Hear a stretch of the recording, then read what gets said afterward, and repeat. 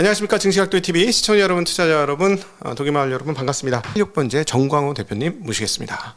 대표님 어서 오십시오. 네, 안녕하십니까. 네, 안녕하세요. 네. 지금 인플레이션 얘기는 계속했습니다만은 경기 침체를 정말 요즘에 열중에 아홉은 얘기하는 것 같아요. 현장에 있으면서 이렇게 모두가 한 방향에 똑같은 얘기를 했을 때 그런 일이 벌어진 걸 본 적이 없거든요. 그래서 23년에 정말 침체를 한번 보고 싶어요. 모두가 예상한 일이 정말로 벌어지는지, 그런 신기한 일이 벌어지는지 그런 생각이 드는데, 오늘 파월도 쉽진 않지만 소프트 랜딩도 가능하다라고 표현했어요. 그 말인즉 침체 가능성도 열어놨다로 저는 들렸거든요.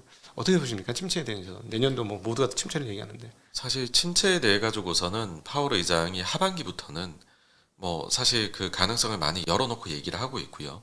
실제로 그게 연준의 경제 전망에 다 드러납니다. 네. 그러니까 최저 대비해서 지금 실업률 가정치를 보게 되면 그것은 과거에 침체가 왔을 때 그 정도로 실업률이 일단 상승을 하는 거거든요. 그래서 연준 내부에서도 침체에 대해 가지고서는 어느 정도 다 생각을 하고 있다라고 네. 보고요.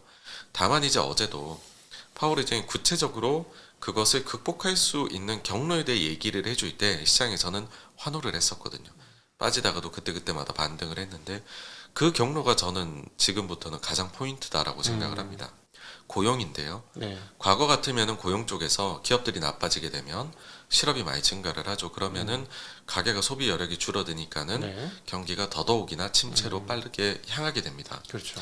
그런데 지금으로 봐가지고서는 상당히 독특한데, 이런 일이 한 번도 없었습니다. 예. 뭐냐 하면 지금 일자리를 구하려고 하는 사람들한테 원래는 그 실직자 2명한테 일자리가 하나 놓여져서 실직자끼리 경쟁을 했어요. 그동안에는? 예, 근데 지금은 반대가 되어서 실직자 1명한테 일자리가 2개가 놓여 있어서 기업들이 경쟁을 펼치고 있어서 더 많은, 우리가 더 연봉을 더 주겠다, 뭐 이런 것들 제안이 나오면서 일자리가 구성이 되어 있거든요. 네. 그렇다라는 말 자체는 그 구인 공고가 굉장히 많이 나 있고, 네. 근데 경기가 나빠지게 되면 이 구인 공고부터 줄이게 되겠죠. 구조조정보다도요. 네. 그러면 이번에 그런 한번 가정을 세워보게 되는 것이죠. 파월 의장도 그런 건데, 구인 개수가 드라마틱하게 감소를 하게 되면 이게 마치 실직이 실제 발생한 것과 같은 효과를 줄 수도 있지 않겠느냐. 네. 그러니까 그 말은 소비가 주는 건 절대 아니거든요. 소비에는 영향이 별로 없어요. 실제 실업자가 는 건 아니니까. 네. 그런데 임금 인상이나 이런 것들은 확연하게 내려갈 수 있는 것이죠. 예. 그래서 그 경로에 대한 부분이 지금부터는 뭐 초미의 관심사가 될 거다라고 보고요.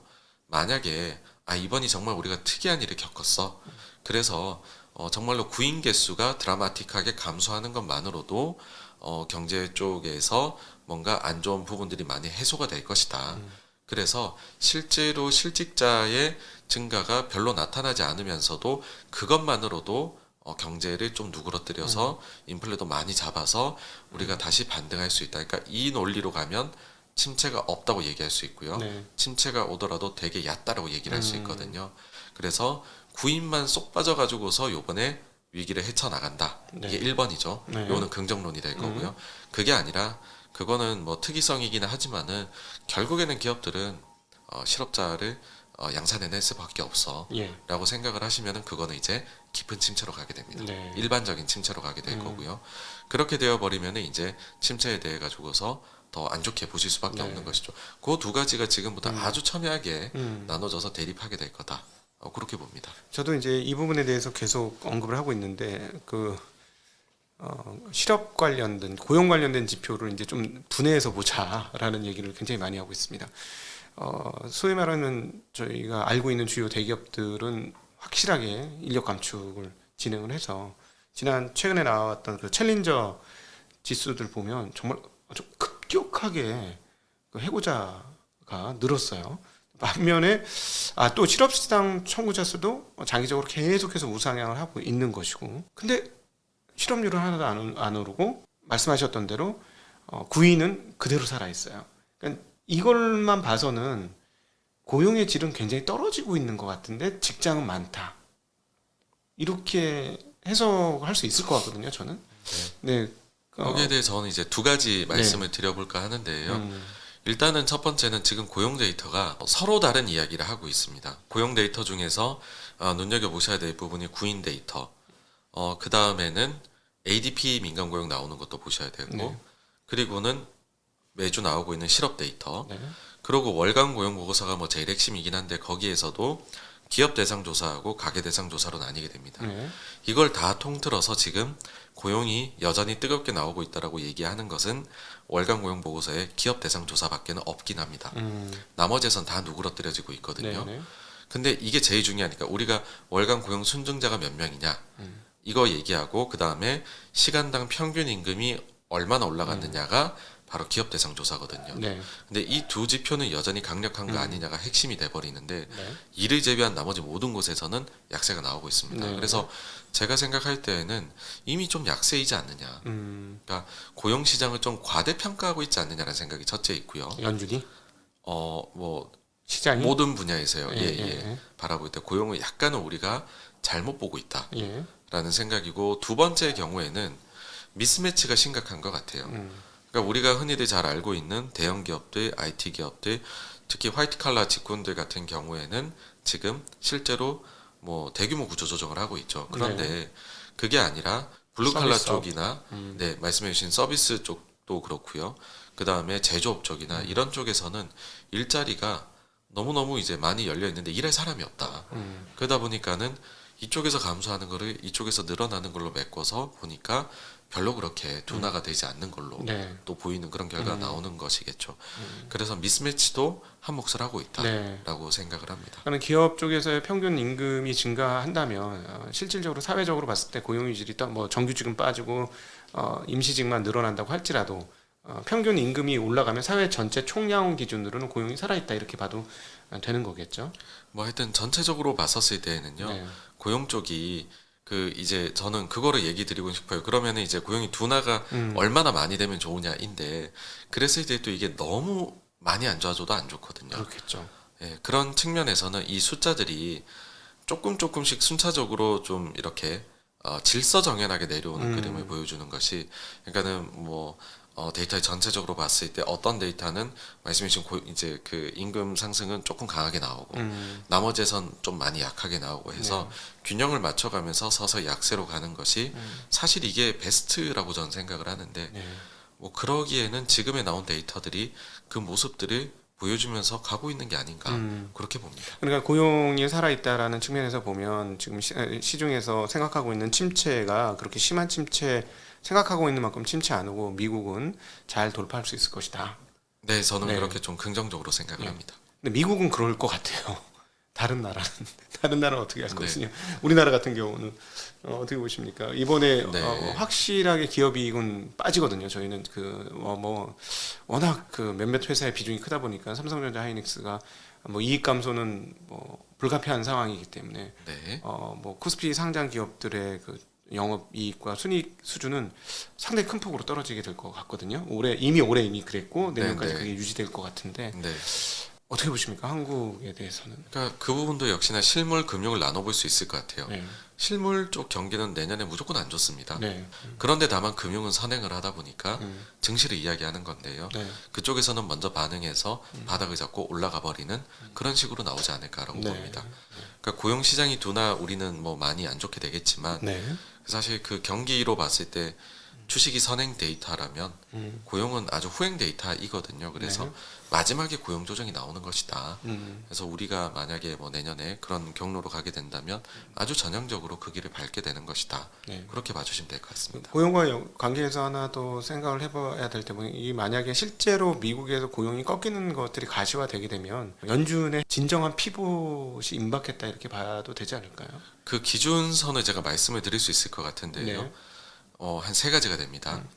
첫 번째 같은 경우에는 그 바이든 대통령이 그 월스트리트저널에 기고한 글이 있습니다. 네. 거기에서 일자리 월 평균 증가가 순 증가가 15만이 되도록 내려오는 거는 경제가 좋은 상황에서도 이렇게 좀 둔화가 그 정도까지 나타나는 것은 전혀 문제가 없다 얘기했습니다. 반대로 얘기하면 그 이하로 내려가는 건 불편하다는 거거든요. 네. 그래서 순증이 15만보다 내려가게 되면 아마 시장에서는 연준이 지금 과연 그 대통령의 뜻을 거스를 수 있겠느냐라는 네. 그러면은 바로 지금 매파성을 멈춰야 되는가는 이제 타이밍을 멈춰야 되는 거 아니냐 이런 얘기 나올 수 있을 거고요. 파월 의장은 이렇게 얘기를 해요.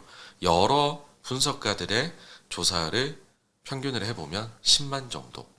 그러니까 정상적인 상황에서 아주 그냥 미적지근한 상황에서 뭐 인구 증가나 미국은 이런 게 있으니까 고용 순증이 나타날 수 있는, 그러니까 인플레를 자극하지 않는 그런 고용이다. 반대로 얘기하면 그보다 내려가는 거는 불편하다는 거겠죠. 네.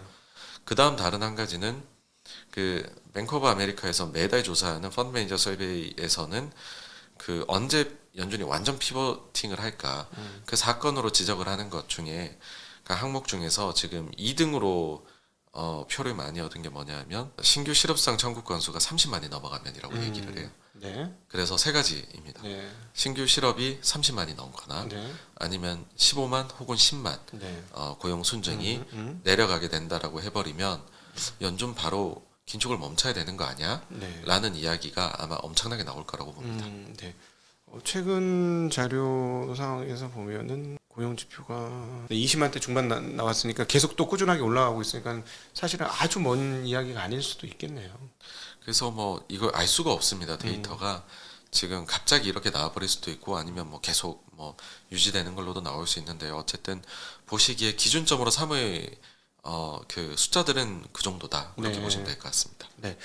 최근에 이제 중국에서 중국은 사실은 인플레가 문제가 아니고 디플레죠. 이거는 그죠? 네, 중국은 그렇습니다. 디플레가 왔고요. 그러니까 네. 저렇게 급하게 제로 코로나를 푼다고 저는 보는 입장이고 오늘 나왔던 미국의 수입 물가가 마이너스 0.6% 나왔어요. 네, 맞습니다. 예, 마이너스 예. 0.6%가 나왔는데 아니 지금 인플레 저렇게 인플레를 잡으려고 저렇게 노력은 하고 있지만 이거 중국에서 보아하니 이거 그동안에 연준이 2008년 이후 계속해서 고민했던 그런 디플레로 확 뒤집어질 가능성은 없을까? 네. 어떻게 어떤 생각하세요? 그 뒤집어진다는 게 어떤 그러니까는 말씀이시죠? 네. 지금 모두가 이제 인플레만 걱정을 하고 있는데 디플레이션으로 예, 나가는 디플레 이렇게 막 네. 꽉꽉 막다가 지금 뭐 수입 물가 지금 떨어지기 시작했고 집값도 떨어지고 이제 중고차도 마이너스로 떨어지기 시작했고 조만간에 제가 보면 신차도 만만치 않은 상황들이 올 것 같은데 이 올린 게 다 끝나고 나서 오히려 뒤로 빠지는 그런 디플레 가능성은 뭐 전혀 배제해도 상관없는가? 좀 장기적으로는 그 고민이 될 수도 있을 것 같은데요.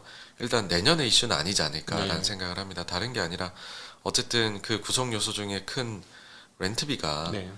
내년에 내려오기는 하겠지만은 네. 그래도 좀 높을 거잖아요. 네. 그래서 전체적으로 봤었을 때는 내년은 일단은 그 고민은 아니지 않을까라는 그러니까 현실적으로는요. 네. 그런 생각을 합니다. 이미 그 가격이 많이 떨어지긴 했습니다만 그럼에도 불구하고 집값이 전년 대비 한 10% 정도가 지금 올라 있죠. 예, 미국이 그러니까 그 렌트비가 이제 내년까지 계속 이어지면서 렌트비 추가 상승으로 일부 갱신이 될 테니까 그런 측면에서는 그게 이제 버텨서 디플레 가능성보다는 인플레 가능성이 여전히 크다. 네, 그게 어쨌든 구성 요소의 3분의 1을 차지하다 보니까는 예. 그럴 것 같습니다. 네.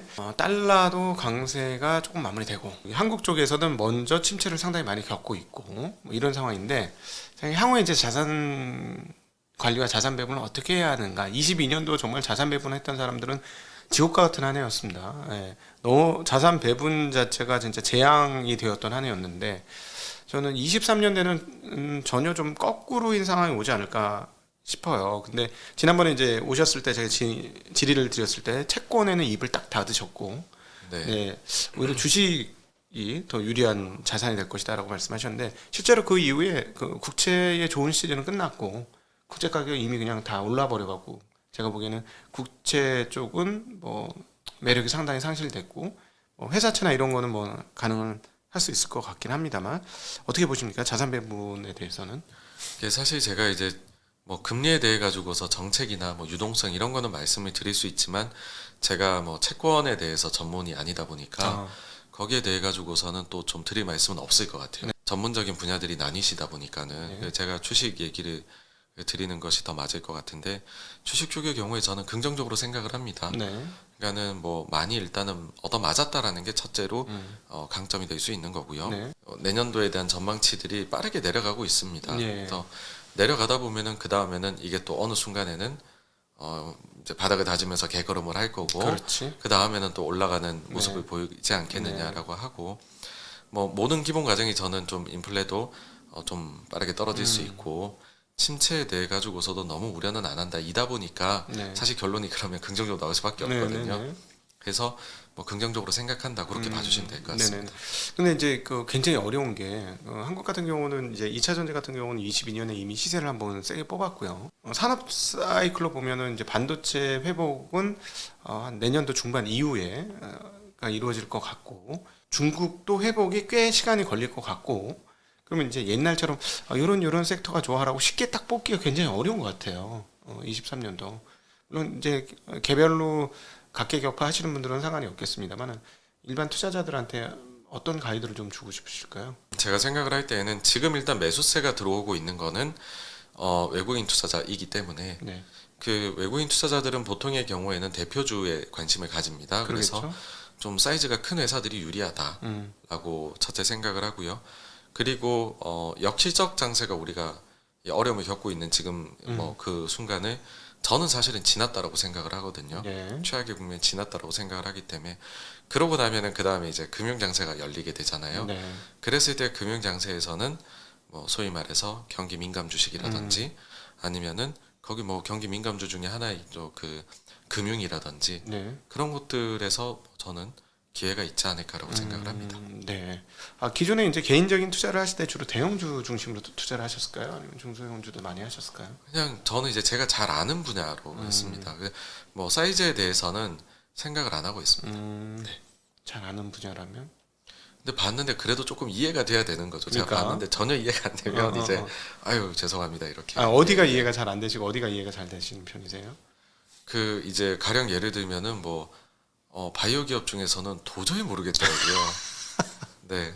알 수가 없죠. 근데 네. 그 중에서도 다양한 종류가 있지 그렇죠. 않습니까? 뭐 네. 미용기기나 이런 것도 있는데 그거는 좀 이해가, 이해가 또 되죠. 되는데. 그건 이해가 되죠. 네네. 네. 근데 정말로 이해가 되지 않는 이걸 공부를 하려면은 막 논문을 엄청 많이 봐야 될 것 같은 네. 그런 것들이 있고 반면에 이제 소비재가 사실 이해하기가 쉽죠. 그렇죠. 예, 네. 어떤 것들이 왜 팔려 나가고 음.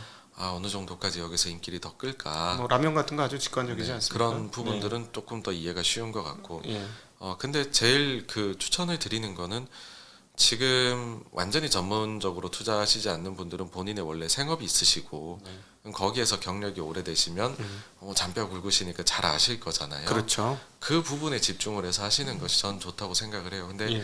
참 아이러니하게도 회사나 이렇게 연구하시는 분들이 IT 주식 사시고 IT 하시는 분들이 바이오를 사시고 막 그래요. 그래서 너무 이렇게 이종으로 가지 않으셨으면 좋겠다 생각합니다. 네. 최근에 이창훈 총재 정말 재미난 얘기를 했어요. 한국이 구조조정할 기회를 놓쳤다. 그래서 산업 구조조정. 그래서 이제 산업 구조조정을 해야 한다. 국회에 가서 얘기를 하면서 기존의 그 소위 말하는 제조업 중심의 흐름에서 신기업과 새기업들이 일어날 수 있도록 많이 도와줘야 된다. 뭐 이런 얘기를 했습니다. 그러면 우리 정 대표님이 볼 때 한국이 향후 미래 산업에서 잘할 수 있는 영역은 어디가 있을까요? 그러니까 제 바람을 섞어서 말씀을 드리자면 네, 우리가 굉장히 경기 민감제 비중이 높습니다. 그러니까 그렇죠. 중후장대 자본력을 바탕으로 한 산업이 높아요. 그러다 보니까는 남들보다 외풍에 훨씬 더 심하게 흔들리게 되거든요. 네. 그 점들을 줄여 나가려면은 뭐 소프트웨어라든지 아니면 콘텐츠나 플랫폼이나 네. 뭐 이런 쪽으로 그러니까 좀 비민감하게 움직이는 분야들 네. 그런 쪽들을 키워 나가는 것이 뭐 우리나라 전체적으로 봤을 때 무조건 도움이 된다라고 생각을 해요. 네. 그래서 그런 영역들을 좀 키워 나가는 것이 숙제이지 않나라고 네. 봅니다. 근데 이제 사실 소비재나 이런 좀 투자하기 쉽고 명백하고 이런 것들이 잘 되면 참 좋은데 이상 한국은 이제 내수 시장이 워낙 작다 보니까 그런 쪽 개인들이 이해하기 쉬운 사업들은 항상 뭔가 캡이 씌워진 느낌? 이런 느낌 받잖아요. 최근에 느낀 것은 정말 BTS가 대단한 일을 했구나라는 게 느껴지는 게 외국에서 한국을 보는 눈이 완전히 달라져 있다는 거를 네네. 요즘에 많이 느낍니다. 그래서 이걸 근거로 해서 말씀하신 대로 어떤 산업적으로 뻗어나갈 수 있는 근거가 많이 마련된 게 아닌가 하는 생각이 드는데 그러면 말씀하신 대로 소프트웨어 컨텐츠 좋아 보이고요. 최근에 뭐 웹툰 같은 경우는 한국이 제일 잘하고 있지 않습니까? 네네네. 혹시 제조업 쪽에서보다는 다른 이런 말랑말랑한 이런 쪽에서 잘 될 때 한국의 밸런스가 잘 맞을 수 있을까요? 어쨌든 잘 하면은 그러니까 그쪽이 우리의 반드시 해야 되는 과제라고 생각을 합니다. 네.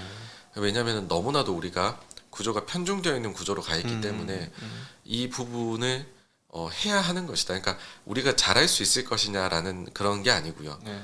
반드시 해야 되는 것이다라고 생각을 하고 제조업 쪽은 원래 이제 하고 있는 것들에서 꾸준히 이제 기술 개발을 해가지고서 나아가고 있죠. 사실 2차 전지나 이런 쪽도 우리가 놓치지 않고 그걸 잡은 거잖아요. 그러니까 상당히 잘하셨는데 근데 그러다 보니 또 오히려 더 제조업이 커져버리는 일이 생겼습니다. 그래서 좋을 때는 좋지만 이런 것들이 나쁠 때에는 한 번에 또 갑자기 바뀌거든요.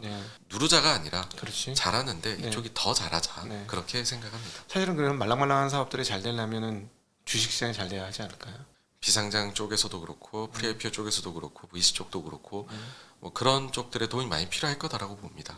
이제 12월 연말 되고 22년도 투자자 정말 고생을 많이 했어요. 그래서 투자자분들한테 당부하고 싶으신 말씀, 그리고 23년을 바라보면서 어떻게 했으면 좋겠다, 가이드해 주시고 싶은 말씀 있으시면 해주시면 좋겠습니다. 저는 무조건 이제 오늘부터 1일이라고 생각을 하고요. 그러니까 오늘부터로 생각을 해야 된다라고 봐요. 그래서 너무 과거의 거가 나의 멘탈을 흔드는 것은 그게 정말 최악이다라고 생각을 해서 오늘부터 뭐 1일이다.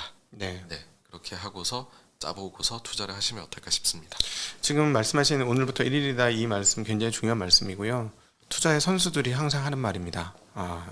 우리 정 대표님이 투자하시면서 느꼈던 내용인 것 같고, 정말 과거에 얽매지 않고 오늘부터 새롭게 하는 것, 그리고 계좌의 잔고에 매이지 않고 계좌의 미래를 보면서 가는 이런 태도는 정말로 필요한 태도입니다. 근데 쉽진 않아요. 저게 말처럼 쉽진 않지만 저게 정답이라고 생각을 하시고 우리 시청자분들이 좀 따라가 보시면 나중에 이게 정답이었구나 라고 느끼실 날이 분명히 올 것 같습니다. 오늘 긴 시간 저희 증시학도의 TV 나오셔서 이렇게 깊은 해안을 보여주신 우리 86번지 정광호 대표님께 진심으로 감사드리고, 86번지도 굉장히 깊이 있는 내용들을 잘 방송을 해주고 있습니다. 토요일 날 하시죠? 예, 그렇습니다. 매일 라이브를 토요일 날 저녁에 네, 그렇습니다. 하시니까 필요하신 분들은 라이브에 가셔서 우리 정광호 대표님의 이야기를 들어보시는 것도 큰 도움이 되리라고 생각합니다. 오늘 긴 시간 함께해 주신 정 대표님께 감사드리고요.